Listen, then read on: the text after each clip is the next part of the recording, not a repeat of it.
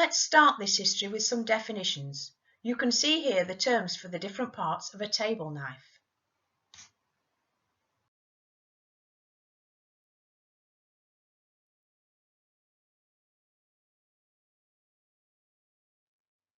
So what has influenced the design and use of the table knife? It has mainly been fashions in dining and the materials and technologies available to the manufacturers. The first knives in the Stone Age were stones or flints with sharpened edges. These were followed by knives with copper blades which, although soft, were easier to resharpen than stone. By the Bronze Age, bronze, the alloy of copper with tin, was cast in moulds to make blades, and finished with hammering. This was the beginning of smithing or forging of knives. Handles or hafts were made of wood or of animal bone. Iron had been used for blades with cutting edges as early as 2000 BCE, but it didn't become the standard blade material for knives in Europe until the 9th and 10th centuries BCE. The main use of the knife was still for preparing rather than eating food. During all these early time periods, men and women had a knife which they carried with them for cutting food, but in general they used their fingers for eating. The Romans introduced a greater range of knives, again not used for eating but to prepare and cut a greater variety of food. They had handles of bronze as well as bone and ivory, some inlaid with metals like tin, copper and silver. The Normans in 1066 brought with them finer table manners. Their tables were set with napkins, bowls and a few knives. But guests were still expected to use their own knives and spoons to eat with. This period saw the development of a more recognisable national table knife, with the two main centres of production being London and Sheffield. The manufacture of steel was improved, and by the mid-1500s some blades were made from steel with an iron bolster and tang welded on, making a much stronger knife. The through tang was then decorated with an end piece or finial. Spoons, forks and knives were used for serving food but still not provided for eating. The focus moved by the end of this period to the handle. These became much more decorative in materials such as ivory, amber, agate, bronze, often inlaid with silver or gold. Knives were sold in equally decorative sheaths and were worn and carried as a fashion accessory, reflecting the wealth and status of the wearer. Forks, which had been used for some time in Europe, were brought to England from Italy just to hold food while it was being cut, not to put it in the mouth. This led to some travelling sets being made with a knife and a fork, and people having the second knife of a set of two converted into a fork. The shape of the knife blade changed significantly in this period to what is known as a scimitar shape, and the pistol grip handle was added.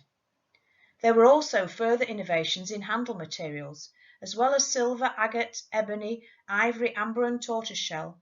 Glass and porcelain handles were imported. British manufacturers like Bow, Chelsea and Worcester began to make porcelain handles as their popularity grew. The table knife had truly arrived. Separate dining rooms were becoming the fashion. The fork was an accepted part of a table setting along with the knife and spoon.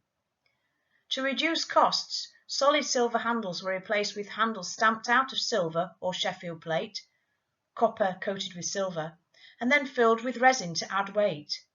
For the first time, table knives and forks were sold in sets and provided by the host for diners to use. By the end of the 1700s, the shape of the knife blade had changed again to the French style, losing the scimitar shape and moving towards a more pointed shape. Service à la Française, adopted at the French court in the 1650s, had been accepted in the rest of Europe by the late 1700s. This involved different courses where several dishes were brought to the table together and diners helped themselves. Dining à la Française was replaced by dining à la Russe for grand dining. Here each course was served to the diner at the table by a servant. It was far less wasteful of food, but needed a lot more servants and, of course, cutlery and flatware, sets of knives and forks being replaced for each course.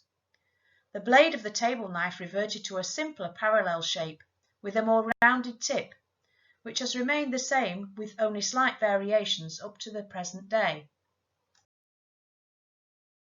The change in dining styles led to a proliferation of tableware, including knives, with knives being made for different fruits like lemons and tomatoes. Silver was often preferred to steel for the blades, as it did not rust or stain when it came into contact with fruit juice and was easier to clean.